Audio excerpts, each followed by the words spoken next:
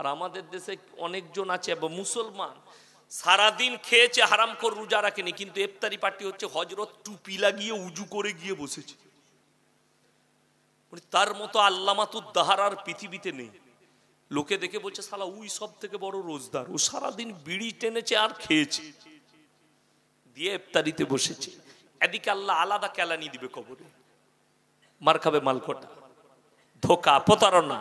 কোরআনে আছে ফাইন কানা লাকুম কাইদুন ফাকিদুন, তোমরা যত কায়দা চালাবে চালিয়ে লাও, কিন্তু আমার আল্লাহর কাছে কোনো কায়দা চলবে না। দুনিয়াতে চালাও, কি কায়দা চালাবে? সব পারবে চালাতে। ইয়াসিনের কলার ধরবে, আমাকে বলবে এই এরকম কথা বলবি না, সব বলতে পারবে। আল্লাহর কসম করে বলে যাচ্ছি, যারা নিজেদিকে শক্তিশালী ভাবছে, যাদের কাছে পাওয়ার আছে, পলিটিক্সের পাওয়ার, শক্তি, লাঠির চোর, বলের চোর, বোমার চোর, মিসাইলের চোর, আল্লাহর কসম তোমার থেকে বড় জোলারো নেতা পৃথিবীতে এসছে, তার নাম ফেরাউন। আল্লাহ তার নিচুড়ে রস বার করে দিয়েছে। তা তুই নিজের কথা ভাব, তোর কি করতে পারে? ইফতারি রোজদারের জন্য না বেরোজদারের জন্য? তাড়াতাড়ি বলুন। রোজদারের জন্য ইফতারি। রমজান মাসে ইফতারি পার্টি হচ্ছে, কি বললেন? থানায় ইফতারি পার্টি, পার্টি অফিসে, নবান্নে, রাষ্ট্রপতি ভবনে, চারিদিকে ইফতারি পার্টির একটা রমরমা আমাদের দেশে শুরু হয়েছে। হয়েছে না হয়নি? শুরু হয়েছে। যাচ্ছে, বিভিন্ন লোক যায়। আমাদেরকে দাওয়াত দিতে গেলে আমরা দাওয়াত দিয়ে গিয়ে বক্তব্য দিয়ে চলে আসি, কথা শুনেলে। একটা রোজদারের জন্য কোরআনে আছে ইয়া আইয়ুহাল্লাযীনা আমানু কুতিবা আলাইকুমুস সিয়াম কামা কুতিবা আলাল্লাযীনা মিন ক্বাবলিকুম লাআল্লাকুম তাত্তাকুন। হে ঈমানদার ব্যক্তিরা, তোমরা যখন সিয়াম পালন করবে, রোজা রাখবে, আমি আল্লাহ তোমাদের তাকওয়াকে বাড়িয়ে দেব। জোরে বলুন সুবহানাল্লাহ। কখন বাড়বে? ইফতারি যখন সামনে থাকবে। আচ্ছা, সামনে ইফতারি এলি খেলিন, আমরা অপেক্ষা করি। অপেক্ষা কি করে? সামনে আছে আল্লাহুম্মা ইয়া ওয়াসিয়াল ফাজলি ইগফিরলি, আল্লাহর কাছে হাত তুলে দোয়া করি, আল্লাহ তুমি আমাদের রোজাকে কবুল করে নাও, ইফতারিকে কবুল করে নাও। কেউ 10 মিনিট আগে, কেউ আধ ঘন্টা আগে, কেউ 40 মিনিট আগে, কেউ 15 মিনিট আগে ইফতারিকে সামনে নিয়ে বসে থাকে। আর সেই সময় আল্লাহর হুকুমের আমার বান্দারা যারা অপেক্ষা করে রোজা রেখে, আমি আল্লাহ তখন তাদের তাকওয়াকে বাড়িয়ে দিই, ঈমানকে বাড়িয়ে দিই। জোরে বলুন সুবহানাল্লাহ। কিন্তু একটা বেরোজগার যদি আমার পাশে বসে, তার মনটা খালি বলবে আজানটা দিচ্ছে না, দিলেই খেয়ে দিয়ে পালিয়ে যেতাম। ঠিক বলছি না ভুল বলছি? সে খালি মনে মনে ভাববে কখন আজানটা দিবে, মুয়াজ্জিন সালা হারামি এখনো দিচ্ছে না, টাইম হয়নি, খালি টাইম দেখবে, মানে খেয়ে দেই পালাবো। তার তাকওয়া বাড়বে না বাড়বে না? তার তো তাকওয়া বলে কিছুই নাই, বেরোজগার মাল। বড় কষ্ট লাগে। আমি কালকের জলসায় বলে এসেছি, কোথায় ছিলাম জানেন? মেদিনীপুরে, মেদিনীপুর ডিস্ট্রিক্টে ছিলাম। আমি বলে এসেছি, আমাদের দেশের আমাদের মুখ্যমন্ত্রী কোনো একটা সভায় গেছে, আমি জানি না, আমি কোনো রাজনৈতিক দলের, আমি রাজনৈতিক বক্তা নয়, কিন্তু ইসলামকে নিয়ে কেউ খেলা করলে ছাড়ি না। আমাদের মুখ্যমন্ত্রীকে মেদিনীপুরের এক হারামখোর বলেছে উনি হচ্ছেন বেগম। শুনেননি? কথা বলেন না? বেগম বলেছে। বেগম কেন? যখন ঘুমটা লাগিয়ে উনি ইফতারি পার্টিতে বসেছেন, ওদের ওখানে গেছে, মুসলিমদের ওখানে, তাহলে বেগম হয়ে গেছে। আমি বলেছি মুখ্যমন্ত্রী যদি মুসলিমদের ওখানে গিয়ে বেগম হয়ে যায়, তাহলে তো তোর বাপ মোহাম্মদ সিসির অধিকারী হয়ে গেছে। ও তো আর শুধু নাই, কেন তুই তো হারাম করে একদিন টুপি লাগিয়ে ইফতারিতে বসেছিলি আমাদের পাশে। কথাটা বুঝতে পারেননি? তুই একদিন বসেছিস, আমার কাছে প্রুফ আছে, ফটো আছে। আমি কাঁচা মাল নয়, বহুত বড় পাকা মাল। আমি এই 35 বছরে যা পেকেছি পশ্চিমবাংলায় বায়ান করে, আমার 15টা বা 12টা বছরের স্টেজে আমি তোদের মতো বহু নেতাকে দেখে পেকে গেছি। আর আমি কাঁচা নাই, তোর প্রুফ রেখে দিয়েছি। তুই যেদিনে বলবি আমার, আমি দেখিয়ে দেবো। তুমি দোয়া করছো মৌলবীদের পাশে বসে ইফতারি করলে, তখন তুমি মোহাম্মদ আর শেখ হলে না, আর মুখ্যমন্ত্রী কি হয়ে গেল? সব থেকে বড় দোষ হচ্ছে মুসলিম কমিউনিটি। ধর্ম আর রাজনীতিকে একটা করতে চেয়েছেন আপনারা, আমার আল্লাহ বরদাস্ত করবে না।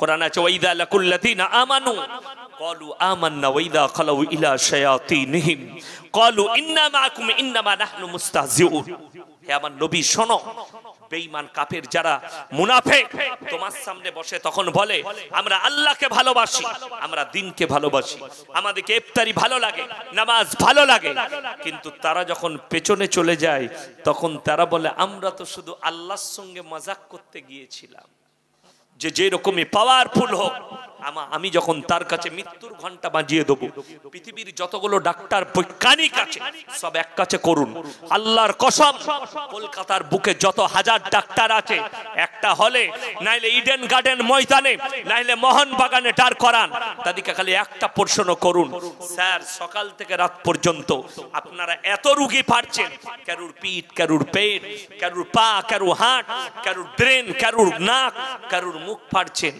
একবার বলতে পারবেন আল্লাহ মানুষের মধ্যে রূহটাকে কোথায় রেখেছে এখনো পর্যন্ত কেউ বলেছে এ কথা বলেন না কেন বলতে পারেনি জোরে একবার বলুন নারায়ে তাকবীর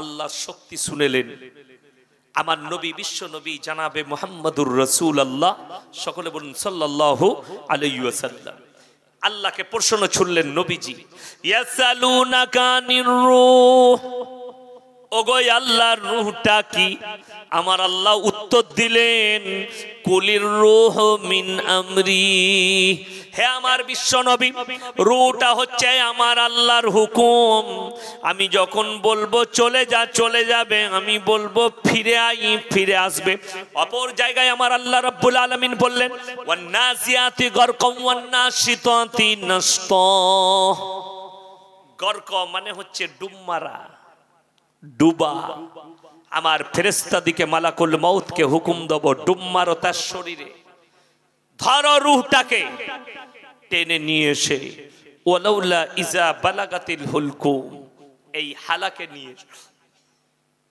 মৃত্যুর শয্যায় মানুষ দাঁড়িয়ে থাকে না বিছানায় থাকে কথা বলেন বিছানায় পড়ে যায় মানুষ পড়ে যায় বিছানায় থাকে কোরআন নকল করছে ওয়ালাউলা ইজা বালাগাতিল হুলকুম আমি আমার ফেরেশতাকে বলি তারা ডুব মেরে রূহটাকে ধরে নিয়ে তাদের হালাকে টেনে নিয়ে আসে কোরআন বলছে আনতুম হিনা ইজিন তানজুরুন তারা তখন মৃত্যুর শয্যায় থাকে সব ক্ষমতা উড়ে যায় তারা খালি ভ্যাল ভ্যাল করে তাকিয়ে তার আত্মীয় স্বজন পাড়া প্রতিবেশী স্ত্রী পুত্র পরিজনকে দেখে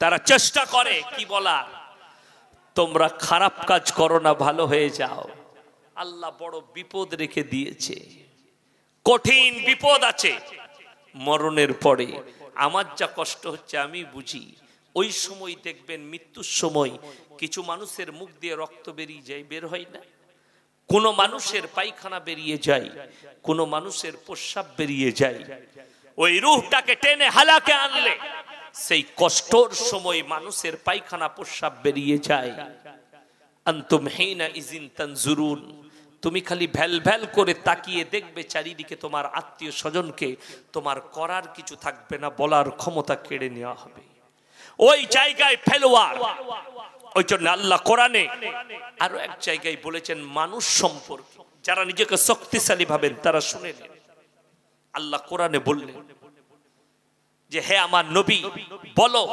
পৃথিবীর মানুষকে যে তারা হচ্ছে আমার কাছে অসহায় আর দুর্বল ইন্নাল ইনসানা খুলিকা হালুয়া আমি মানুষকে অসহায় আর দুর্বল করেছি একটাও মানুষ সবল নয় একটা মানুষ সবল নয় কেউ সাংসারিক দিক দিয়ে দুর্বল কেউ অর্থনৈতিক কেউ শারীরিক কেউ সামাজিক কেউ অর্থনৈতিক কেউ রাজনৈতিক কেউ পারিবারিক যে কোনো দিক দিয়ে আমি মানুষের মধ্যে দুর্বলতা দিয়েছি কেউ সবল নয় রাজা বাদশা থেকে নেতা মন্ত্রী থেকে কেউ সবল নয় ওই জন্য হযরতে মুসা নবী আল্লাহকে পাহাড়ের ওপরে আল্লাহ যখন কথা বলতেন তখন বলতেন এ মেরে মুসা পাহাড় পে আজা মুসা নবী পাহাড়ে যেতেন কথা বলতে পাহাড়ে গেছেন সিজদায় পড়ে আল্লাহকে বললেন আল্লাহ আমি আপনাকে প্রশ্ন করতে চাই কি প্রশ্ন বল আজীব ও গরীব সওয়াল করলেন আল্লাহকে প্রশ্ন ছুড়ে দিলেন কি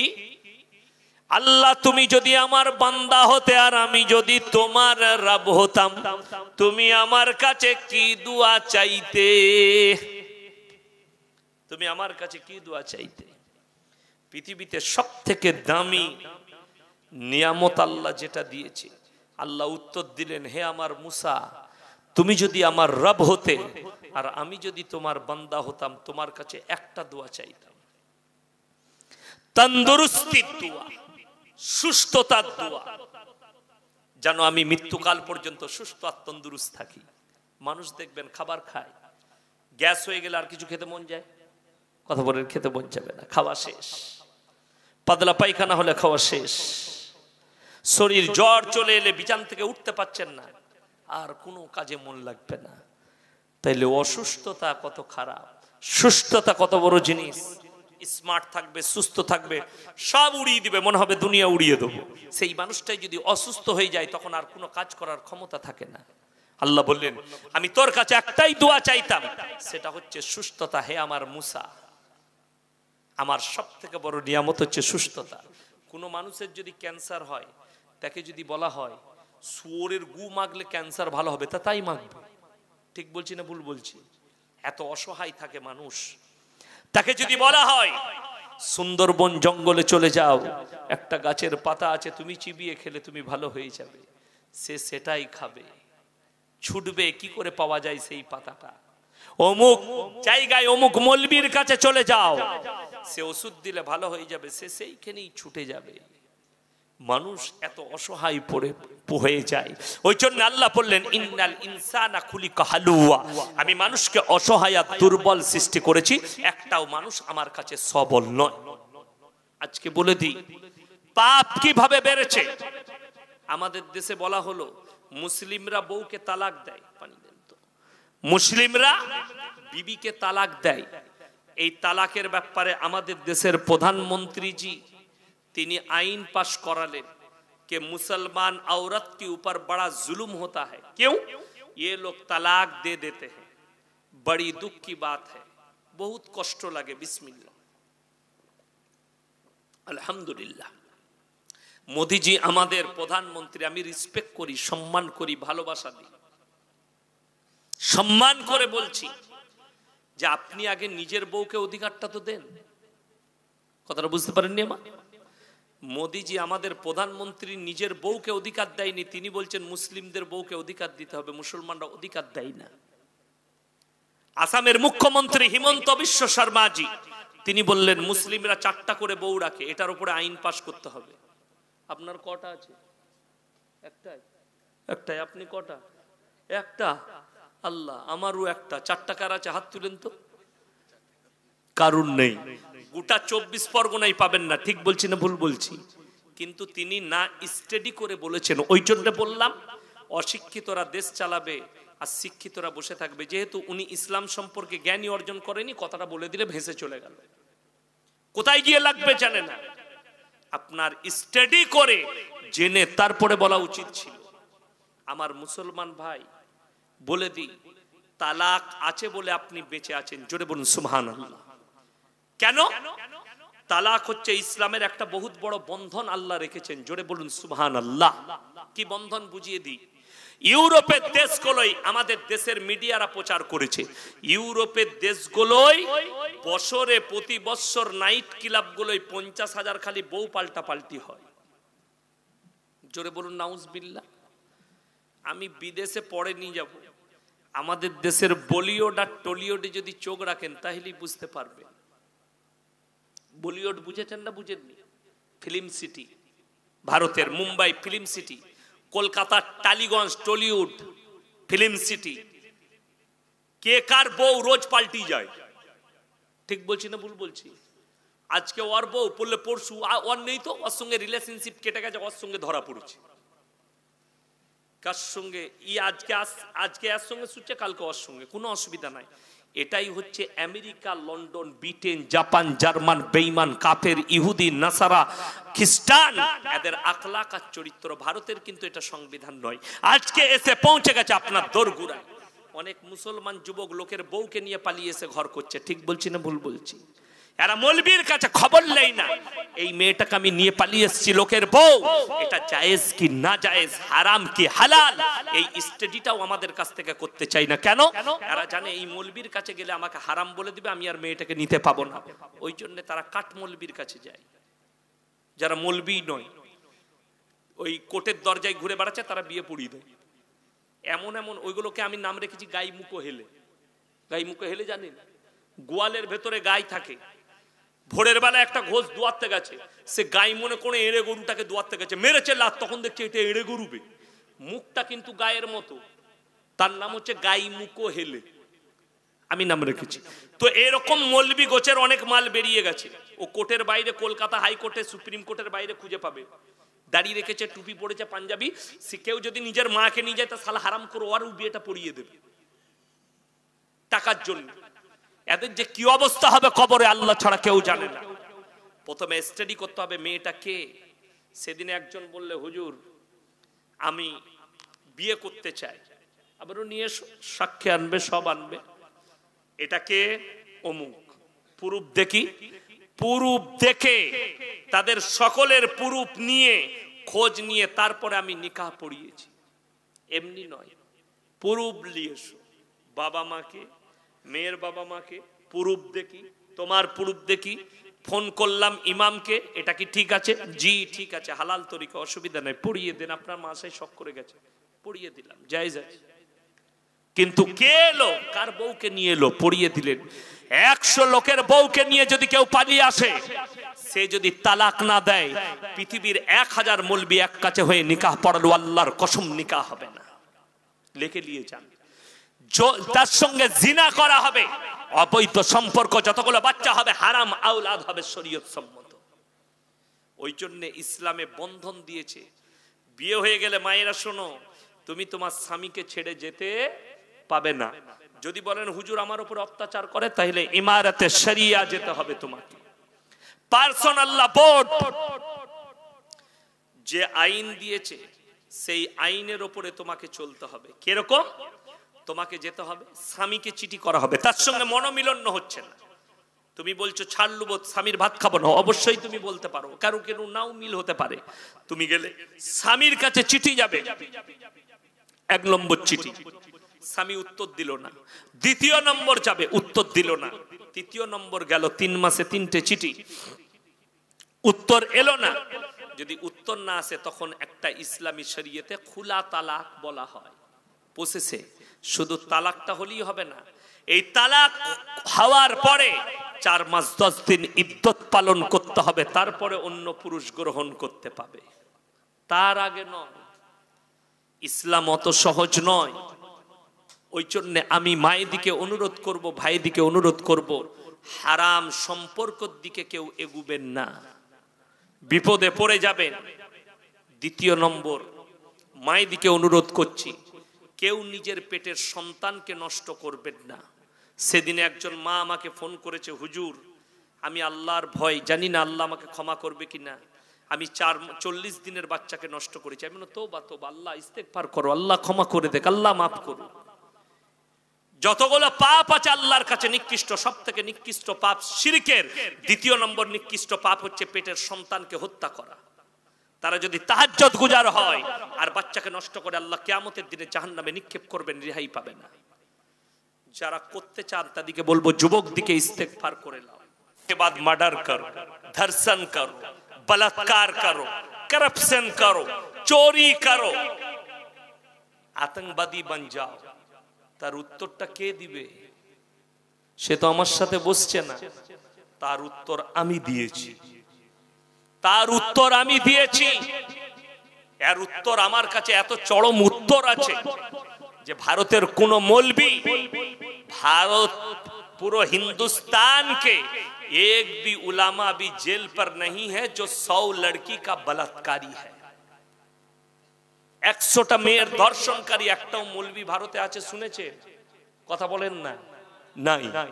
আর আমি বলে দিই, আসারাম জেল খাটছে কয়েকশো মেয়ের বলাৎকারী, রাজা রামপাল ধর্ষণকারী, আশ্রমে ধর্ষণ করেছে, জেল খাটছে।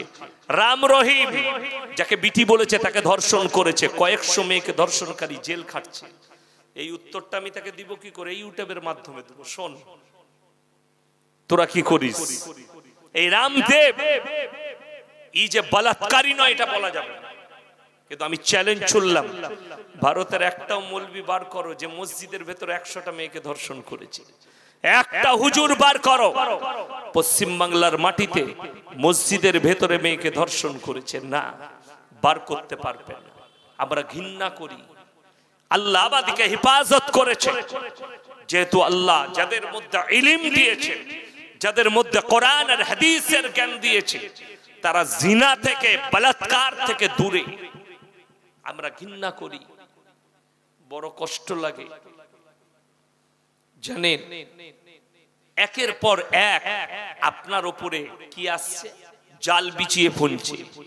একটা বাড়িতে যখন বাস হয় না, নতুন বাড়ি কেউ করেছে, সেই ঘরে যদি কেউ বাস না করে, মাকড়সার জাল বুনে না বুনে না, প্রচুর মাকড়সার জাল হয়ে যায়। সেই বাড়িটা পরিষ্কার করতে হয়, থাকার উপযুক্ত করতে হয় মাকড়সা ছড়িয়ে।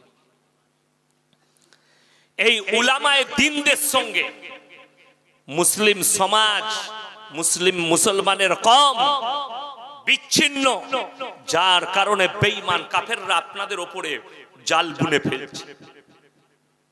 একটা একটা করে জালগুলো বলে যাব। কি জাল বুনছে?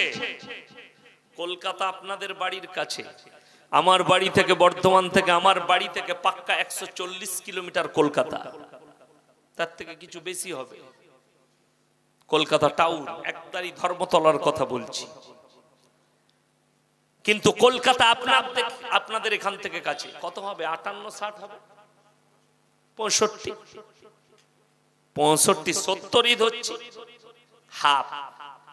আপনারা রোজ আপ ডাউন করতে পারবেন না? পারবেন না। কলকাতায় 25শে ডিসেম্বর হাজার হাজার মুসলমানের যুবক যুবতী শিক্ষিতরা তারা 25শে ডিসেম্বর পালন করেছে। আপনি রুখতে পারেননি। তার কারণটা কি? উলামা থেকে বিচ্ছিন্ন, আলেম থেকে বিচ্ছিন্ন, এক শ্রেণীর শিক্ষিত সমাজ, তারা নোংরামি করার জন্য, তারা বেঈমান কাফেরদের আখলাক নিবার জন্য তাদের মুখে সব সময় উলামা বিদ্বেষী কথা শুনতে পাবে, আলেম বিদ্বেষী কথা শুনতে পাবে। সেই হারামখোরদিকে বলতে চাই, তোমার যতগুলো মিডিয়া আছে না, সবাই কি বলো আমাদের মতো একটা বাপের বেটা হক্কানি মৌলবীর সঙ্গে বসে দেখাবে? ক্ষমতা নেই। আমার 17,000 জলসা ছুটছে ইউটিউব আর ফেসবুকে। আমি 1000 বার দাওয়াত দিয়েছি ভারতের যতগুলো দালাল মিডিয়া আছে, अगर हिम्मत है तो हमारे जैसा मौलवियों के साथ एक मर्तबा बैठ जाओ, हम तुम्हें इस्लाम समझाएंगे, हम तुम्हें कुरान समझा देंगे, हम तुम्हें दीन समझा देंगे, हम तुम्हें हमारे रसूल को पहचानेंगे। रसूल कौन था ये तुमको पहचाना देंगे, लेकिन बैठने का तुम्हारे जी तो नहीं करेगा, क्योंकि ये मौलवी तो बिकने वाला है नहीं, जो बिकने वाला है उससे बैठोगे। हिम्मत है तो हमसे बैठ के देखो, हम नहीं बिकने वाले, सर चला जाएगा, लेकिन हम दिन बेचने वालों में से नहीं। कुरान सुनाई আপনাদের, শুনেলেন কিয়ামত কেন কাছে? আমি কালকের জলসাই বলেছি, কিয়ামত নাড়া দিয়ে দিয়েছে আমাদের দোরগোড়ায়। তার একটা কারণ শুনতে পাবেন, বুঝলেন ভালো করে। পৃথিবীতে অন্যায় থাকার পরেও বহু আলেম তাদের চোখ আর মুখ বন্ধ করে রাখবে। সমাজের বুকে পাপ হবে, আলেমরা চোখ বন্ধ করে সেগুলোকে মেনে নিবে, তারা কিন্তু আল্লাহর কাছে পাকড়াও হবে। যে মৌলবি, যে হুজুররা অন্যায়ের পক্ষে ছাই দিবে, আল্লাহ কিয়ামতের দিনে তাদের হালটা কি করবে? কোরআনকে জিজ্ঞেস করুন, সূরা বাকারা। এই ইয়াসিনের মতো 100টা মৌলবি ধরা পড়বে কিয়ামতের দিন, 100টা মৌলবি ধরা পড়বে। অন্যায় করেছো, কারাপশন করেছো, চোখের সামনে অন্যায় হয়েছে, প্রতিবাদ করনি, তোমার প্রতিবাদে কাজ হতো, তারপরও তুমি নিজের পেট চালাবার জন্য প্রতিবাদ করনি। আমার মতো মৌলবিকে দাওয়াত দিবেন না, আমার প্রয়োজন নেই। কিন্তু আমি যদি আসি, আমাকে যদি বলেন হুজুর আমাদের দেশের লোক বেশি চুরি করে, চোর চুরি নিয়ে বলবেন না। আমাদের দেশের লোক বেশি সুদ খায়, সুদ নিয়ে বলবেন না। আমাদের দেশের লোক বেশি হারাম খায়, হারাম নিয়ে বলবেন না। আল্লাহর কসম এটা মেনে নিতে পারবো না। যেটা মানা করবে সেটা বলবো, যেটা নিষেধ করবে সেটাই বলবো। কেন? এটাই ভেবে নেবো এই অন্যায়টা তুই যে মানা করছে সে হারামখোর নিজে করে, ওই জন্য আমাকে নিষেধ করছে। হুজুর এটা বলবেন না কেন? সেই অপরাধের অপরাধী সে।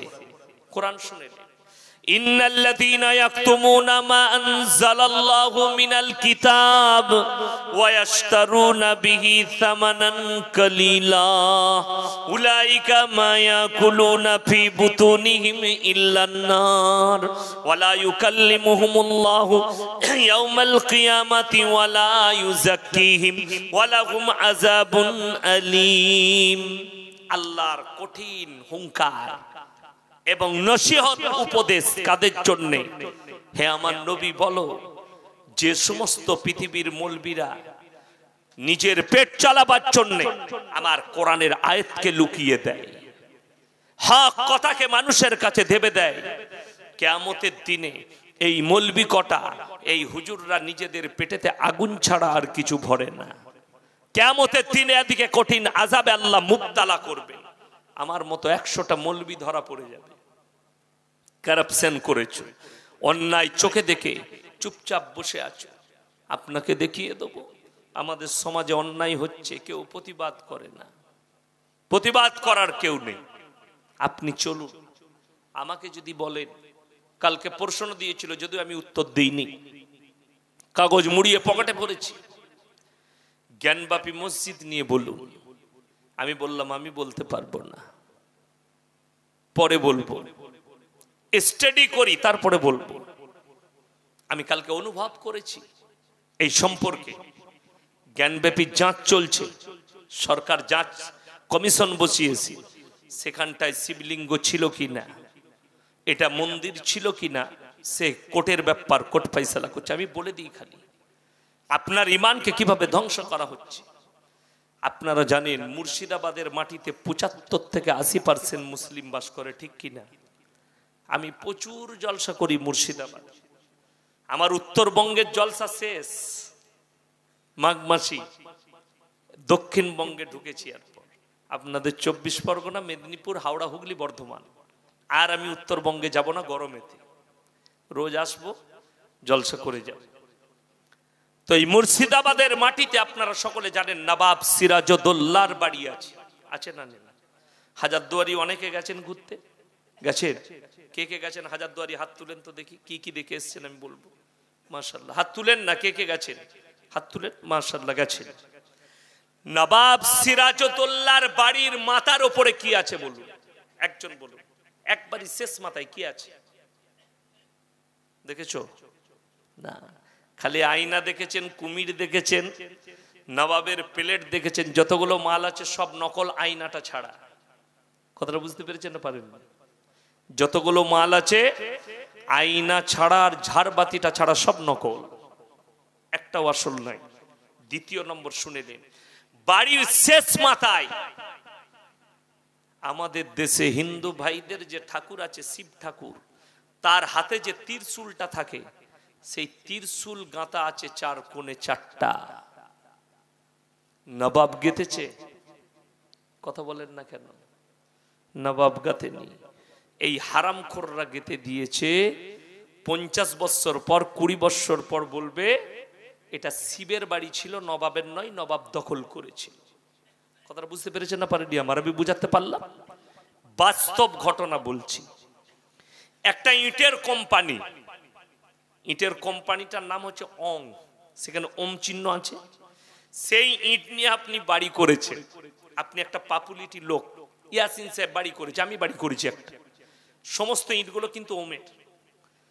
দেখা গেল আমার ঘরটা, কিছু লোক এসে বললে যাঁচ করবো এই ঘরটা আপনার কি না, খুলে ইট ছাড়িয়ে দেখলে ইটের ভেতরে ওম লেখা আছে, বলে এটা তো হিন্দুদের ছিল, মন্দির ছিল, এই যে ওম লেখা আছে ইটেতে। সালা আমি কোম্পানিটাই নিয়ে ফেরে পড়ে গেল। কথাটা বুঝতে পারেননি আমার? Same case. আর আমি বেশি কিছু বলবো না। समझदारों के लिए इशारा काफी है। যারা समझदार হবে তারা বুঝতে পেরে গেছে আমি জ্ঞানপাপীর জন্য কি বলতে চাইছি। ওই জন্য খুব সাবধান। যারা মসজিদে ফোয়ারা লাগিয়েছো খুব ভালো করে দেখবে, ওটা যদি শিবলিঙ্গর মতো লাগে তা ফেরে পড়ে যাবে। খুব কঠিন অবস্থা দেশের, বড় বাস্তব ঘটনা বলছি। এক সপ্তাহ আগে দিল্লির রামলীলা ময়দানে জমিয়তের অধিবেশন হয়েছে, জমিয়তে উলামায়ে হিন্দের। দুজন পপুলারিটি লোক, গুরুত্বপূর্ণ মানুষ বক্তব্য রেখেছেন। এক হচ্ছে মোল্লা আরশাদ মাদানী সাহেব দামাত বরকাতুহু, তিনার ভাইপো মোল্লা মাহমুদ মাদানী সাহেব দামাত বরকাতুহু। তাদের বক্তব্য কি? একটাই, কি যে আমাদের দেশের কিছু হিন্দু সাধু সন্ন্যাসীরা বলছেন, রাস্তাঘাটে মিডিয়ার সামনে বলে বেড়াচ্ছে, আপনারাও শুনবেন হয়তো মোবাইলে, ये हिंदुस्तान जो है ये दुनिया में सबसे पहले सनातन धर्म आया है। শুনেছেন না শুনেননি? সব থেকে প্রথম ধর্ম সনাতন ধর্ম। একজন নতুন বাবা বেরিয়েছে আমার বয়সী, তার নাম হচ্ছে বাবা ধীরেন্দর ধাম, বাগেশ্বর বাবা। আমি মধ্যপ্রদেশে জলসাই যাচ্ছি, তার বীজ মারবো আমি, কি বুঝলেন? সে চ্যালেঞ্জ করেছে কালকে, पूरे दुनिया की कोई भी माई का लाल हमारा चैलेंज को स्वीकार कर ले और हम जो काला दिखाते हैं भगवान के कृपा से लोगों की भविष्यत बता देते हैं, उनका सब कुछ बता देते हैं, दुनिया में हमारा चैलेंज को कोई स्वीकार नहीं कर सकता। बागेश्वर धाम बाबा, अगर हिम्मत है तो तुम्हें हमने चैलेंज फेंक दिया, चलो तुम प्रशासन को ले लो, हमारे देश के कानून से बताओ, दिल्ली से लेकर हिंदुस्तान की कौन सी जगह पर बैठना चाहते हो, बैठो, और सिर्फ हमारे भविष्य बता दो तो हम तुम्हें दाव पे लगा देंगे और हम हिंदू धर्म कबूल कर लेंगे। चलो है तो दम है तो हमसे लड़ो। हिंदुस्तान के बाहर जाना तो बहुत दूर है, जरा हमारे जैसे मौलवी से एक मर्तबा बैठ जाओ ना बाबा। उन्हीं बोलचेन हिंदुस्तान, ये हिंदुस्तान हिंदुओं का है, सनातन का है, हिंदू राष्ट्र घोषित किया जाएगा, कर दो यार, कौन मना कर रहा है। बड़ी दुख की बात है, बड़ी दुख की बात है। আমাদের দেশের কিছু লোক বলছে हिंदुस्तान में हिंदू खतरे पे है, प्रधानमंत्री जी हिंदू है, गृह मंत्री हिंदू है, स्वराष्ट्र मंत्री हिंदू है, देश के सारे मुख्यमंत्री सारे राज्य के सब हिंदू है, एसपी डीएसपी हिंदू है, फिर भी हिंदू खतरे में है। उससे अच्छा तो भाई किसी मौलवियों को बना दो, कम से कम मुसलमान तो खतरे पे आ जाए, किसी मुसलमान को प्रधानमंत्री बना दो कि मुसलमान खतरे पे आ जाए।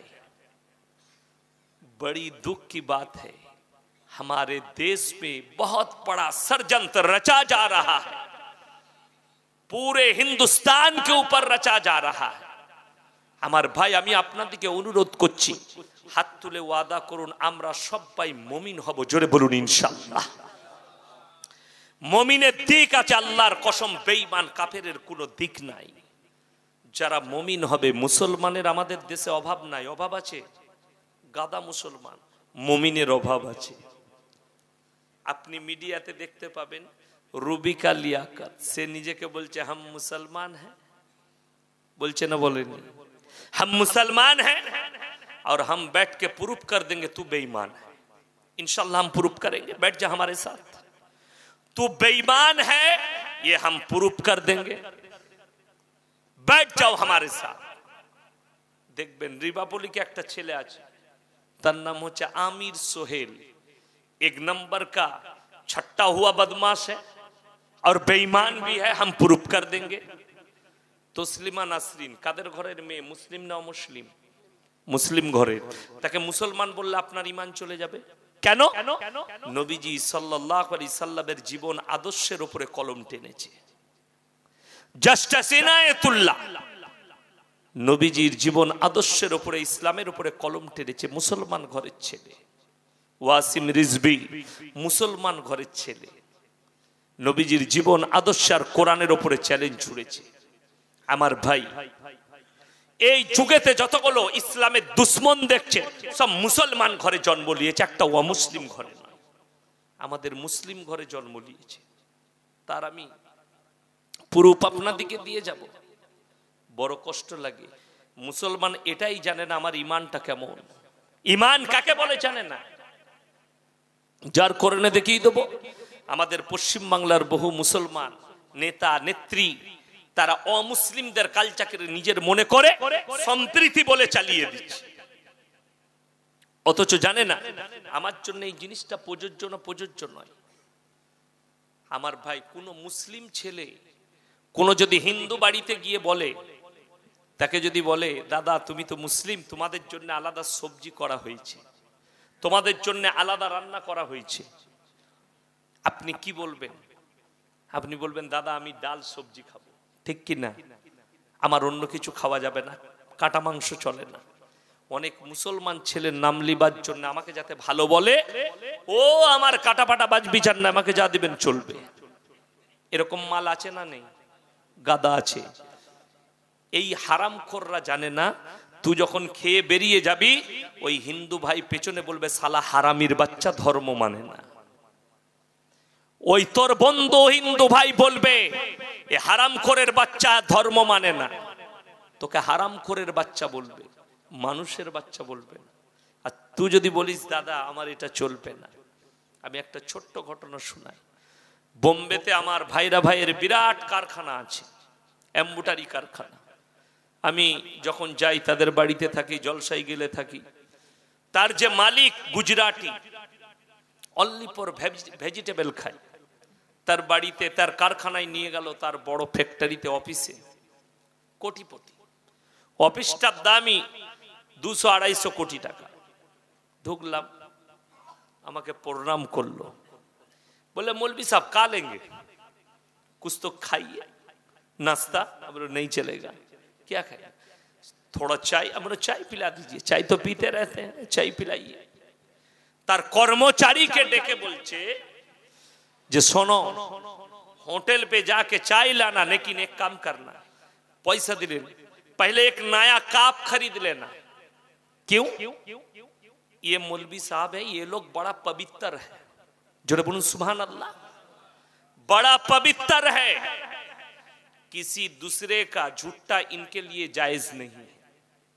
कितने दारू पीने वाला, आफीम खाने वाला, कितना हराम खाने वाला उस कप में चाय पीता है, इसीलिए उसमें मत लाओ, नया कप खरीद के लेके जाओ और इनके लिए मौलवी साहब के लिए चाय लेके आओ। কতটা রিসপেক্ট তারা জানে।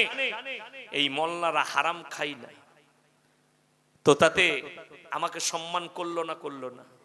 আর আমি যদি বলতাম কোনো অসুবিধা নাই, যা আছে নিয়ে আসুন, পেছনে বলতো ये मौलवी साहब साला 1 नंबर का हरामी है, छट्टा हुआ हरामी है, धर्म नहीं मानता, दूसरे को बताता, खुद अमल नहीं करता। बड़ो कष्ट लागे। मुसलमान मने करे आमी यदि हारामटा खेइले आमार नाम करबे, आमी यदि सरस्वतीटा निये दाঁড়িয়ে যাই আমাকে ভালো বলবে না, তোর পেছনে তোকে হারামির বাচ্চা বলে গাল দিবে। তারা বুঝতে পারবে তোর নাটক করছিস, তো আল্লাহর কাছেও নাটক করছিস, তাদের কাছেও নাটক করছিস। এর নাম হচ্ছে নাটক করা। ইসলাম নাটক পছন্দ করে না। যারা যা কায়দা চালাচ্ছেন চালা, আমি বললে আমার কলার ধরবেন। আমি জানি আমার বাবাজিরা যাদের বয়স হয়ে গেছে, দাড়ি পেকে গেছে, তারা জানে এমন একটা যুগ ছিল লোক মিথ্যা কথা বলতে ভয় খেত পাপ হবে বলে, এখন লোক সত্য কথা বলতে ভয় পায় কলারটা কেউ ধরবে বলে। ঠিক বলছি না ভুল বলছি? লোকে এখন ভয়ে সত্য কথা বলে না, আমি বলে দিলে মার খাবো, তার থেকে বলবই। এই তো যুগ। কিন্তু আল্লাহর কসম দোয়া করবেন, আমি আমার মৃত্যুকাল পর্যন্ত বেঈমান কাফের আর নাহকের কাছে মাথা নিচু করতে পারবো না। তুমি অন্যায় করলে ছেড়ে দেবো না, কোরআন বিরোধী কথা বললে তোমাকে ছেড়ে দেবো না।